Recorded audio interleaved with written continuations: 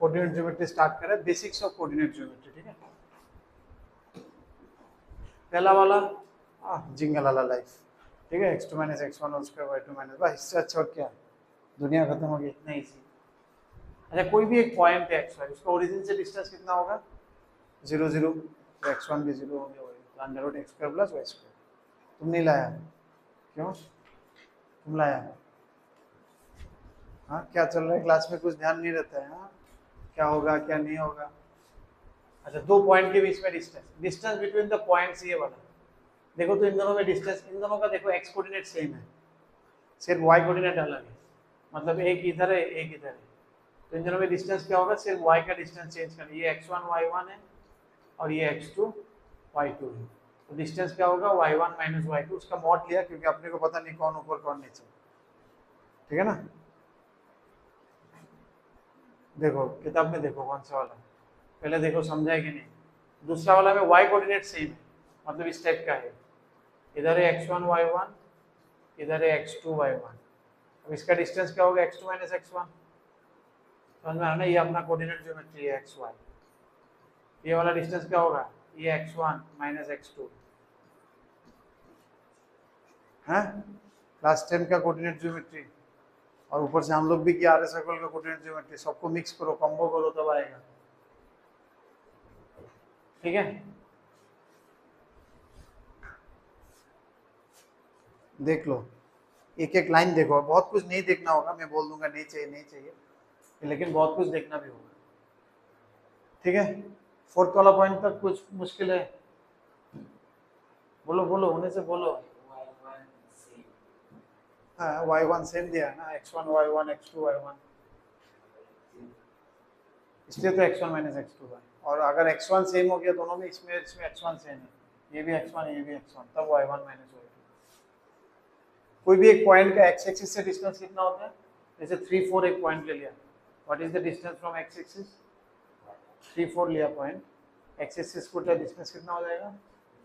4। ये उल्टा पुल्टा होता है कोऑर्डिनेट में, हमने बोला है x को पूछने से तो y का जवाब आता है, y को पूछने से x, तो यहाँ पर मॉड दिया हुआ है because we don't know the distance, negative भी हो सकता है, जैसे 3 माइनस 4, उसका भी डिस्टेंस कितना होगा? 4 ही होगा, माइनस 4 तो नहीं बोलेंगे, दैट्स व्हाई मॉड। वाह वाह, और एक मजेदार चीज आ गया, सेक्शन फॉर्मूला इंटरनल, ये तो हम लोग बहुत खुश है इसको लेकर, जिंदगी आपने बहुत खुश होगी। एक्सटर्नली में मैंने देखा होगा, पैराबोला हाइपरबोला में देखा होगा, बाहर की तरफ से भी डिवाइड होता है, स्ट्रेट लाइन है, देखिए चलो बस से एक्सटर्नल, तो इसमें m माइनस n हो जाएगा, m/n रेशियो में डिवाइड हो जाएगा तो mn पॉजिटिव होगा क्योंकि इसको हम पॉजिटिव कहते हैं, और एक्सटर्नली डिवाइड होगा तो रेशियो नेगेटिव रेशियो लिखते हैं हम लोग, ठीक है ना। नॉर्मली 2:3 देखेंगे तो इंटरनल डिवीजन, अगर हम बोलेंगे -2:3 then it is external division. दो पॉइंट के बीच में मिड पॉइंट, ओहो ओहो ओहो। अब देखो ये जो फोर्थ वाला है मजेदार है, अभी तुम्हें लगेगा क्लास 10 में क्यों हमने ऐसा किया, या फिर बोर्ड में आपने हमसे क्यों ऐसा कराया, पाप क्यों कराया अपने हमसे, यूँ क्यों नहीं कराया, सबका टाइम है लेकिन ना, उस टाइम में इसका टाइम नहीं था, अभी टाइम है, तो लेट्स देखते हैं, अपना दिन आएगा बोल के एक है ना, सबका एक टाइम है। जैसे ये एक पॉइंट ले लो x1, ये एक पॉइंट ले लो x2,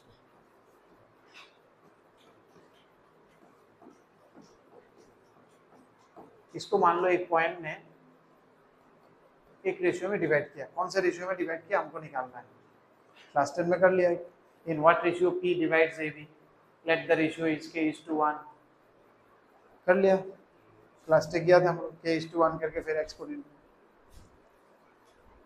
इसको थोड़ा समझो बेटा, हमको क्या चाहिए था? दिस इज टू दिस, ये चाहिए ना, हम इसको एक राइट एंगल ट्रायंगल बना दिया, बीच में से ये ज्वाइन कर दिया, अब ये सिमिलर ट्रायंगल हो गया ना, छोटा वाला बड़ा वाला, तो this by this is equal to this by this, जो रेशियो चाहिए था m/n, ये m/n वही रेशियो है यहाँ पर, ठीक है ना। अब ये डिस्टेंस क्या है बेटा? ये डिस्टेंस है x माइनस x1, और ये डिस्टेंस क्या है? x2 माइनस x, तो रेशियो क्या हो गया? अरे रेशियो तो डायरेक्ट आ जाता है कोऑर्डिनेट से, क्यों हम लोग फालतू किया? जैसे मान लो 2,3 है और एक पॉइंट दे दिया 4,5, कोई पूछा है तुमको, मान लो इसका तो सेम लाइन में होना पड़ेगा, नहीं तो नहीं हो पाएगा। फिर क्या था, 2 और 2 1 है। जैसे मान लो 3,4, इसको किस रेशियो में डिवाइड किया अगर क्वेश्चन पूछे, तो हम क्या करेंगे, एक ताल में माइनस करना। अगर ये माइनस ये करो तो ये माइनस ये करना, या फिर ये माइनस ये करो तो यहाँ से ये माइनस ये करना, सेम फ्लो में आना चाहिए। 4 - 3 1 is 2, 3 - 2 1, 1:1 में डिवाइड करेंगे। समझ में आया? इसको तो हम y से भी कर सकते हैं। अभी मान लो x नहीं है, इसको हम y से भी कर सकते हैं। y से करने से ये क्या हो जाएगा, y से करने से अभी इसे राइट एंगल बना लिया हमने, ऐसे बना लिया। अभी इन दोनों का डिस्टेंस क्या होगा, इन दोनों का रेशियो m/n। समझ में आ गया? अब इसमें क्या होगा, ये हो जाएगा y - y1 और ये हो जाएगा y2 - y। एक ही फ्लो में आना है, ऊपर से माइनस करके आया। समझ में आया? तो कोई भी एक कर सकते हैं हम, जैसे इसमें से भी कर सकते हैं। तुम 5 - 4 कितना हो जाएगा 1:4 - 3 कितना हो जाएगा 1, 1:1। अगर ऐसे माइनस करते हुए किसी जगह में नेगेटिव आ गया तब समझना एक्सटर्नली डिवाइड है, ठीक है ना? रेशियो वही है बट डिवीजन इज एक्सटर्नल। समझ में आ गया? क्लियर है? गुड। अगर समझ में आया तो बेटा फिर ये बोलो तो हमको, ये कौन सा वाला किया हम लोग, 4th वाला किया ना? वेरी गुड, वेरी बैड, अब वेरी गुड। मतलब क्लास 10 वाला नहीं चाहिए, फालतू किया था ना हम लोग, ऐसे करके दे देते तो बोर्ड में भी तुमको एक बड़ा लड्डू भेज देता, बोलते बेटा 11 में जाओ, 11 वाला पढ़ाई 11 में करो।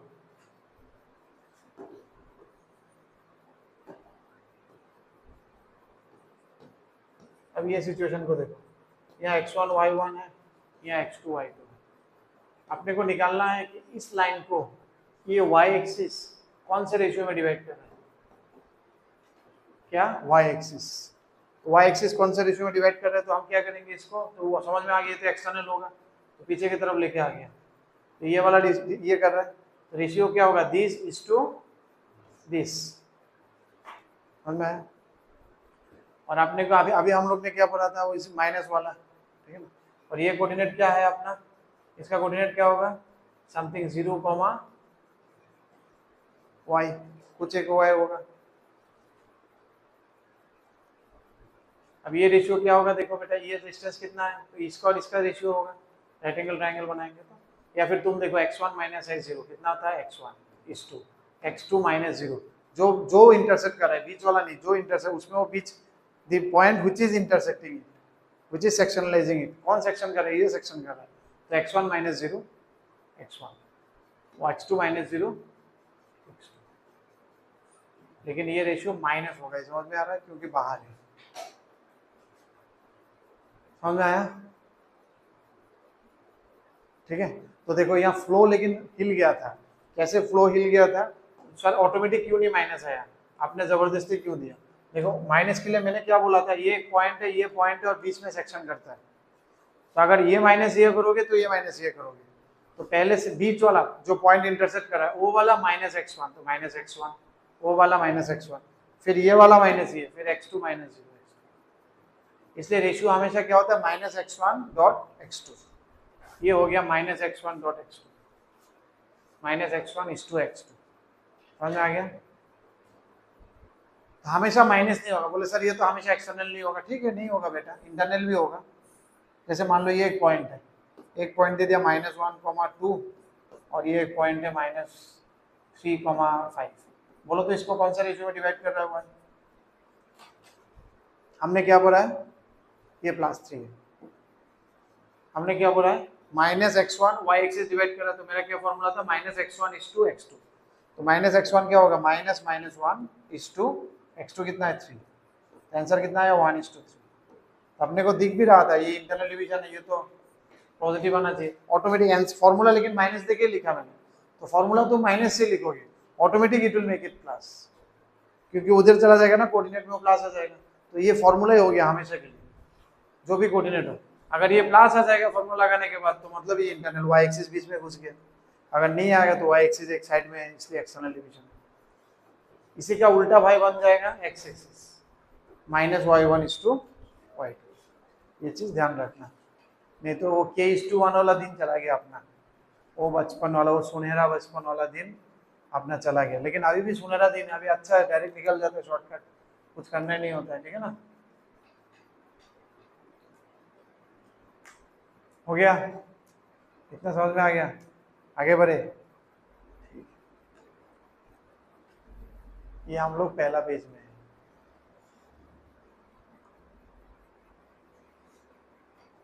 दर्द हो जाएगा ये पढ़ा तो, ये पहला वाला में ज्यादा है, मतलब पूरा बेसिक कोऑर्डिनेट का पूरा एक साथ दिया हुआ है। हार्मोनिक कंजुगेट किसको कहते हैं? जैसे एक लाइन दिया ए बी, मान लो इसको एक इंटरनल डिवाइड किया, P is a point which divides is internally और Q is another point which divides is externally.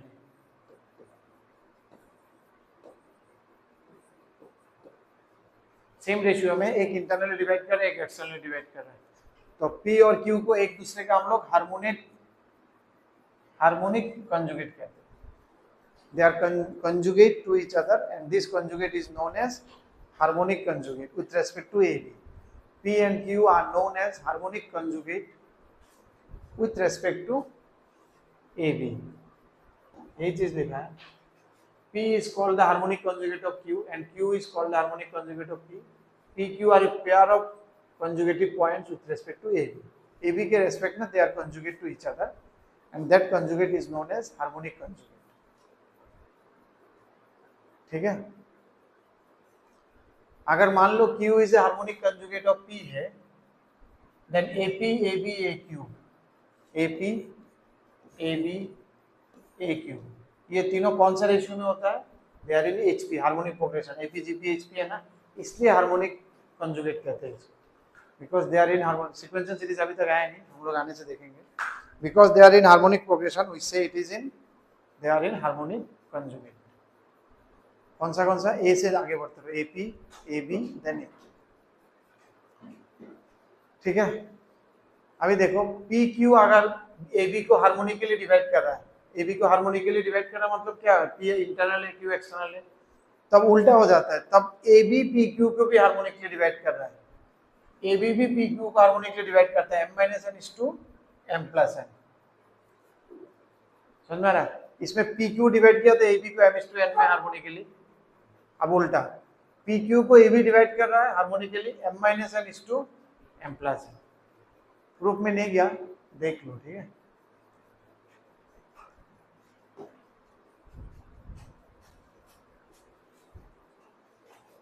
इतना कुछ याद, ये वाला ज्यादा याद तो रहेगा नहीं, एप्लीकेशन भी बहुत ऐसे करके वो लोग डायरेक्ट फॉर्मूला बहुत कुछ दे दिया, ठीक है ना, इतना याद रखना मुश्किल हो जाता है। लेकिन जो जो बेसिक चीज है वो सब याद होना चाहिए, शॉर्टकट से याद होना चाहिए। अभी तक जो देखा इसमें दिस वन इज काफी ज्यादा हो गया, ठीक है। ऐसे आगे भी आएगा, बहुत ज्यादा होगा, उसका हम छोड़ देंगे। आगे बढ़ते हैं, ठीक है।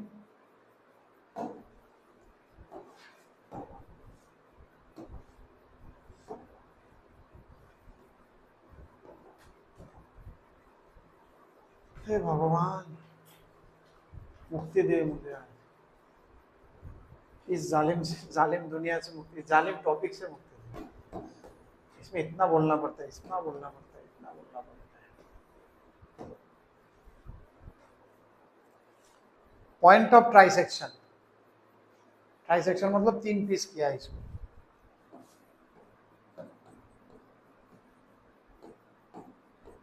तो कैसे निकालेंगे? ये एक है, ये एक है, ये एक है, तो हम इसको 2:1 करने से ये वाला निकल जाता है और 1:2 करने से P निकल जाता है, ठीक है ना। ट्राइसेक्शन वाला कैसे निकालते हैं? 1:2 या फिर 2:1 को कहते हैं, इसको कहते हैं टर्मिनल और यहाँ बस। बाकी अच्छा, AB का जो मिड पॉइंट है वो PQ का भी मिड पॉइंट होगा, ये तो आपको समझ में आ रहा है ना। जो AB का मिड पॉइंट है वो PQ का भी मिड पॉइंट आएगा, बाकी 1/3 है, चलो ठीक है।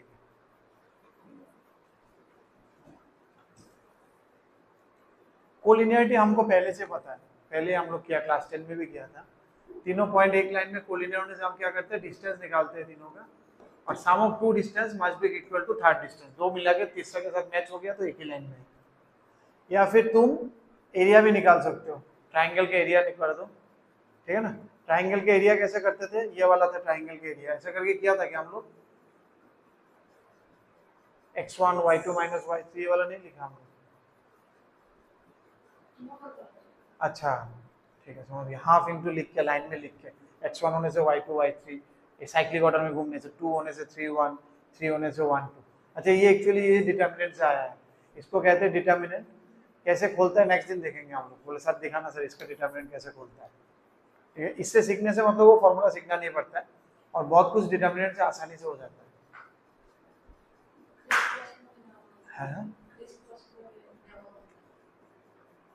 खुलेगी भावे, इसको ओपन कर सकता है क्लास माइनस है फिजिक्स से देखिए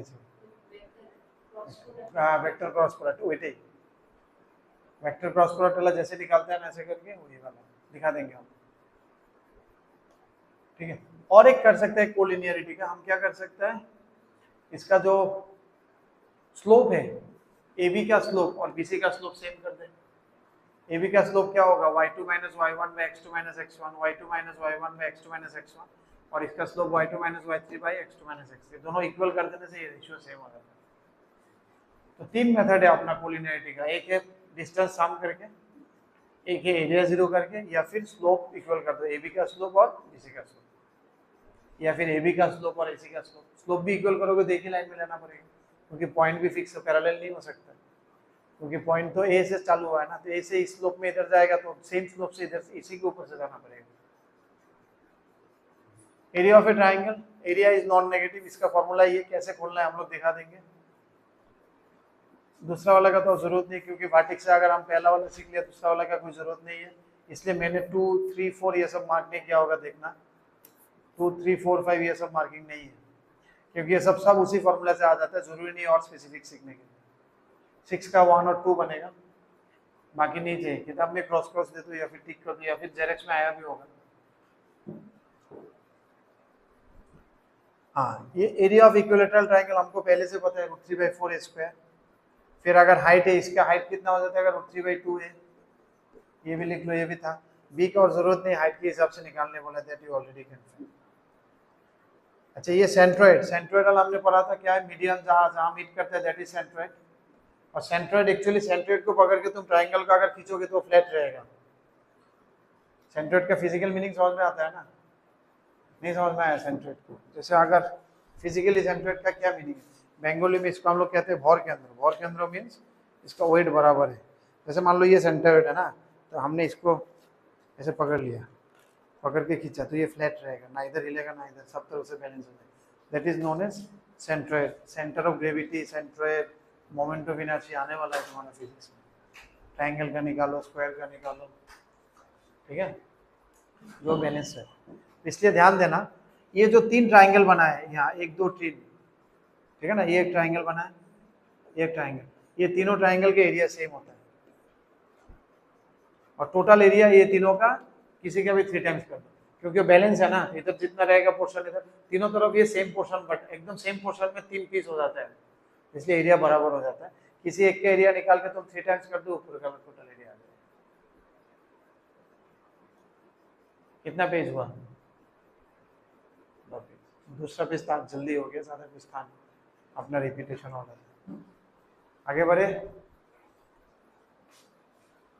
शॉर्ट नोट्स अभी मैं देखूंगा, कल दिखाओगे बोला था ना, आज तक जो ऐसा पूरा दिखा दोगे ना, आज तक जो है पूरा, अभी तक जो करोगे टिल टुडे ना, जितना तक किया।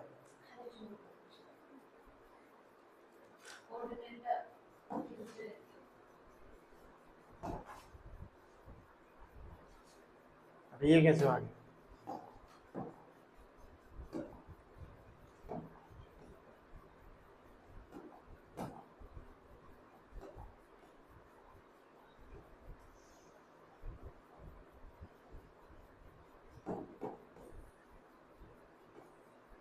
हाँ,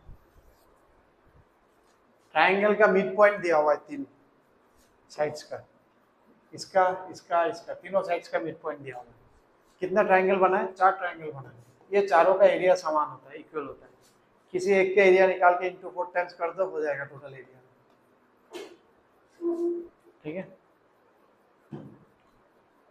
अच्छा आप जब मुझे मान लो 4 है साइड या फिर 5 है, पेंटागन भी हो सकता है, हेक्सागन भी हो सकता है, ये सबका एरिया चाहिए, वर्टेक्स दिया हुआ है। ये सब फॉर्मूला भूल जाओ, अपना एक जनरल फॉर्मूला आने वाला है। तो हम लिख रहे हैं कि फॉर्मूला फॉर एनी पॉलीगॉन के एरिया, पॉलीगॉन मींस ट्रायंगल से ऊपर चला जाओ, एनी पॉलीगॉन के एरिया, मतलब n is greater than, equal to देने से नहीं होगा, ग्रेटर देन 3 से ज्यादा होगा तो उस टाइप का पॉलीगॉन। ट्रायंगल वाला तो अपने पास है, कितना ले, 4 ले 5 ले, तो कितना में तुम खुश रहोगे? पेंटागन क्या लिखते हैं, ठीक है। कैसे लिखना होता है, जैसे पहले हाफ तो दे दो, सबसे पहले हाफ देके एक लंबा ब्रैकेट दो, छोटा छोटा डिटर्मिनेंट आएगा, जैसे इसको डिटर्मिनेंट कहते हैं, this is known as determinant, इसको कहते हैं 3x2, यहाँ 3 रो है 3 कॉलम है, इसमें आएगा 2x2, छोटा छोटा डिटर्मिनेंट आएगा। पहला determinant x1 x2 y1 y2 हो गया, 2 पॉइंट लिख लिया, x1 y1 समझ में आ रहा है ना, x1 y1 एक पॉइंट का कोऑर्डिनेट, x2 y2 दूसरा वर्टेक्स, ऐसे करके 5 वर्टेक्स होगा अगर हम पेंटागन का लिखेंगे तो, प्लस x2 x3 y2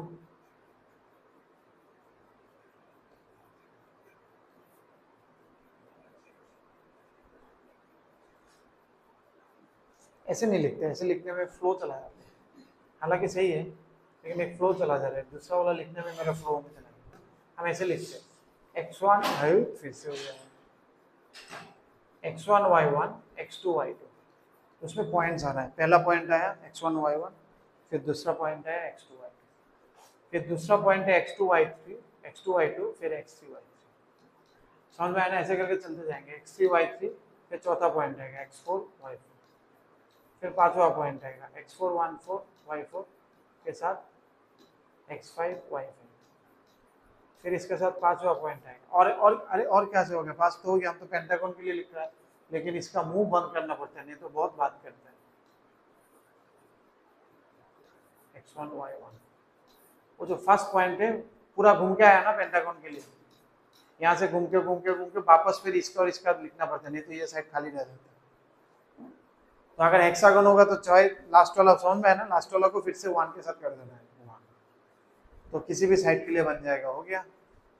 फालतू में इसका और इसका तो अलग अलग सीखने का जरूरत है, नो नीड फॉर ट्रायंगल। उसी को तुम क्वाड्रिलेटरल के लिए भी यूज कर सकते हो, पेंटागन के लिए भी यूज कर सकते हो। 1 और 2 नहीं चाहिए, 8 का, दोनों इसमें से आ जाएगा।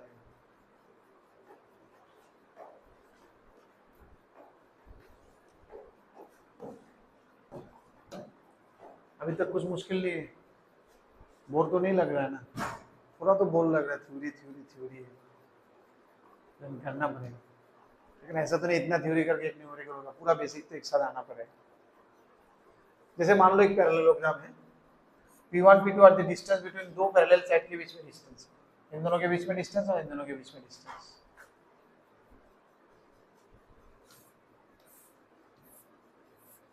इन दोनों के बीच में डिस्टेंस तो ये है, और इन दोनों के बीच में डिस्टेंस क्या होगा,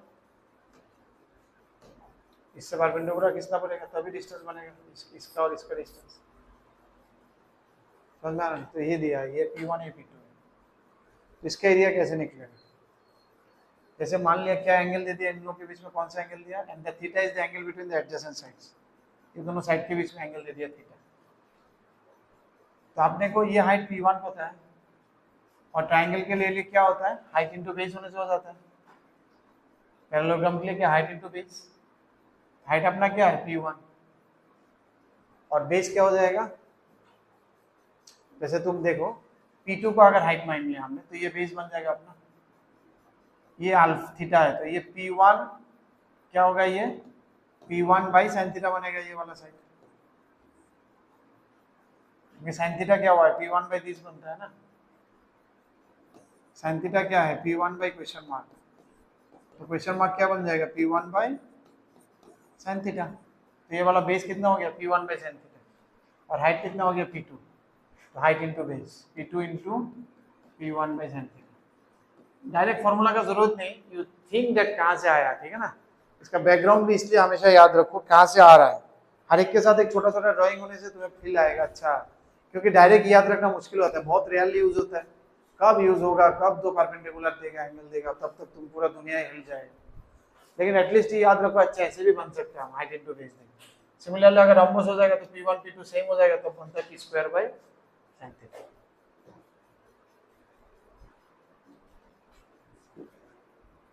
अभी तुम्हारा पसंदीदा चीज आ गया, वाह वाह क्या लाइफ जिंगल अलग हो गया। फिर सेंट्रोइड मीडियन सारे जहाँ मीट किया, x1 x2 x3 का डिवाइड बाई 3, और ये क्या है, D F R the mid points of the, तो अपने को पता है सेंट्रोइड बनता है।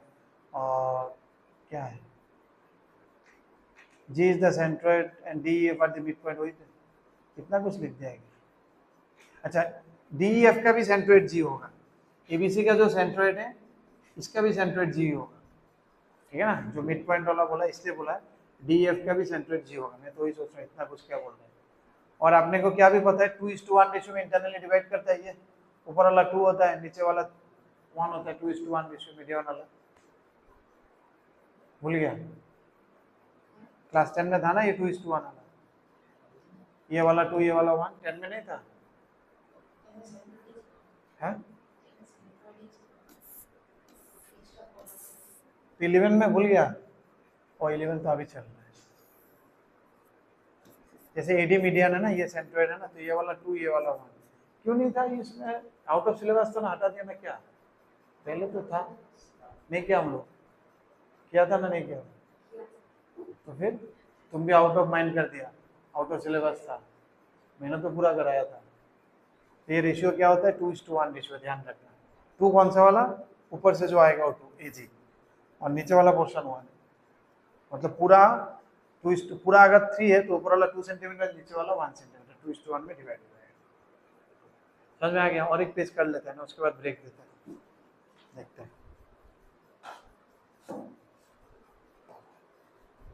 देखते हैं अगर ज्यादा हो जाएगा तो छोड़ देंगे, तो इस पेज में क्या है हम देखते हैं।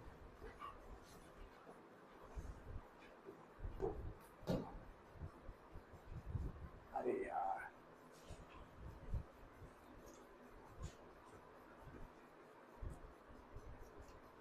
चलो इन सेंटर से पहला तक कर लेते हैं, क्योंकि इन सेंटर एक्स सेंटर ये पूरा एक दिन में करेंगे, जितना भी सेंटर है। ट्रायंगल का बहुत सारे सेंटर है, सेंट्रोइड तक तो हमको पहले से पता था, और बाकी जो है will do all in a single day. In centre होगा, एक्स सेंटर होगा, सर्कम सेंटर होगा, ऑर्थो सेंटर होगा, 9 पॉइंट सेंटर होगा, हाँ बहुत सारे सेंटर्स आएंगे। तो लेट्स हम लोग सिर्फ इसको कंप्लीट करते हैं। देखना 2 मूवी एक साथ रिलीज हुआ था, 2 मूवी एक साथ रिलीज हुआ था लगभग एक ही टाइम में। एक का नाम है, क्या नाम है, पाइथागोरस थ्योरम, और एक का नाम है एपोलोनियस थ्योरम, ठीक है। पाइथागोरस का ज्यादा हिट हो गया क्योंकि इसमें अच्छा मूवी स्टार और था, ठीक है ना, गाना वाना हिट था, एक्शन था, तो ये हिट हो गया क्योंकि हमने बहुत सारे प्रॉब्लम कर लिए इसके ऊपर, तो इसलिए पाइथागोरस इज हिट। इसी का एक भाई उसी टाइम में रिलीज हुआ था जिसको सबने भूल लिया, अभी उसको याद करने का टाइम आ गया। उसको कहते हैं एपोलोनियस थ्योरम। इसलिए करते हैं हम लोग जब मीडियन का लेंथ निकालना होता है। जैसे ये अपना मीडियन ए डी, मीडियन मतलब तो ये मिड पॉइंट हो गया। जब मीडियन का लेंथ निकालना होगा तो आप एपोलोनियस थ्योरम का हम बुलाते हैं। एपो स्पेलिंग अपने को याद नहीं, लेनियस ऐसे ही होगा, वो यूएस होगा, हाँ एक्टापी होगा, जो भी जैसे भी तुम कुछ, ठीक है। तुमको ज़्यादा पता होगा मूवी के बारे में, मूवी देखते हो, अच्छा तब तो नहीं पता होगा, ठीक है। तुम देखते हो, तुम तो देख लिया होगा सब, मूवी नहीं देखता है, हाँ नया मूवी लास्ट में भी क्या देखा था, हाँ और तो बहुत पुराना है। अच्छा तो दोनों में रिलीज हुआ, तो ये हिट हो गया, ये हिट नहीं हुआ, तो नॉन हिट वाला हम देख रहे हैं। बोले नॉन हिट वाला क्यों देख रहे हैं, आप क्या करें, जिंदगी अभी नॉन हिट वाला हो गया। AB² plus AC² equal to 2 into AD² plus, इसमें कोई BD भी लिख सकते हो तुम, DC भी लिख सकते हो, इसको you can write DC also, क्योंकि दोनों सेम है, BD और DC एक ही बात है। या फिर हाफ ऑफ BC भी लिख सकते हैं इसको, तो ये थ्योरम ध्यान देना, ये किस लिए है, एपोलोनियस थ्योरम। इसी का भाई यहाँ पर लिखा हुआ है, दोनों ऊपर का जो दोनों लिखा है इसी का भाई है, इसी से एक्चुअली बनता है। तो इसका जरूरत नहीं, डायरेक्ट तुम इसको सीख लो, हो जाएगा। ठीक है, ए बी स्क्वायर तो याद रखना। पाइथागोरस का टाइम का एक मूवी है, उसका नाम क्या है, आप गूगल में मत सर्च करना कि एक ही टाइम में मैंने स्टोरी बनाया, हो सकते है एक दूसरा थ्योरम के 100 साल का अंतर हो, लेकिन मैंने जस्ट बनाया ताकि तुम लोग को याद रहे। दोनों देखने में सेम लगता है बोल के मैंने, हो भी सकता है एक साथ रिलीज हुआ, देखा नहीं मैंने, लेकिन मैंने कहानी बना दी, ठीक है, ताकि याद रहे। इसमें एक थ्योरम है, ये वाला भी देख सकते हो, ये तुम्हारा फिजिक्स में भी शायद एकदम लगता है कि नहीं लगता, सेंट्रोइड से थोड़ा हट गया तो क्या होगा सिचुएशन। जैसे ये अपना सेंट्रोइड है जी, मान लो थोड़ा सा पॉइंट हमने इधर हट गया सेंट्रोइड से, इसके ऊपर एक थ्योरम है, P A square plus P B square plus P C square is equal to G A square G B square G C square plus 3 into P G square. Drawing देख के थोड़ा हो गया ना, क्या हो गया, कोई भी पॉइंट हो। एक्चुअली क्या हुआ, एक्चुअली हम तब करते हैं जब सेंट्रोइड को शिफ्ट करना होता है, फिजिक्स में जनरली करता है, थोड़ा सा इधर से इधर हिल गया तो ट्रायंगल हिल जाएगा ना, तो कितना हिलेगा ना हिलेगा वो देखने के लिए इस थ्योरम का जरूरत होता है। Any point P is any point inside the triangle, triangle का अंदर होना चाहिए, G is centroid, P is any point in the triangle. तो क्या होगा, P A square plus P B square plus P C square equal to G A square plus G B square plus B C square plus 3 P G square. देखना P और G अगर same point में आ गया, मान लो P G में ले लिया, तो P G कितना 0 हो जाएगा, तब देखो सेम हो जाएगा, क्योंकि जो पी ए स्क्वायर वही जी ए स्क्वायर है, जो पी बी स्क्वायर वही चीज, ठीक है ना, अगर सेम पॉइंट में आ गया। समझ में आया, कोई दो कॉम्बाइन हो गया, एपोलोनियस सीख लिया, हो जाएगा। हाँ हाँ, इसमें एक्चुअली ब्रेक करके दो पार्ट कर दिया। इसमें एक्चुअली अभी एडी को लोग एडी एजी क्या है, इसका 2/3 है, इसका 2/3 देकर डालो, ये वाला फॉर्मूला बन जाएगा 3/4 वाला। वो यहाँ पर देखो जी ए जी बी जी सी एक्चुअली क्या है, एडी, ये ऐसे तीन, ये तो एक मीडियन के लिए लिखा ना, ऐसे तीनों मीडियन के लिए लिखो, फिर जोड़ दो, ये और ये बन जाते हैं। नहीं चाहिए, बेसिक थ्योरम ये, और ये सबसे ज्यादा जरूरत होता है। This is very useful Apollonius, Pythagoras जितना नहीं है लेकिन यूजफुल है, मतलब हीट है, इतना नहीं है लेकिन हीट है, ठीक है। इन सेंटर से बेटा दुनिया अलग हो जाता है थोड़ा सा, तो जितना भी सेंटर से ट्रायंगल का मैं एक दिन कंबाइन क्लास 10 में दिखाया था, incentre, circumcentre, orthocentre, triangle का different centres of a triangle, circum centre.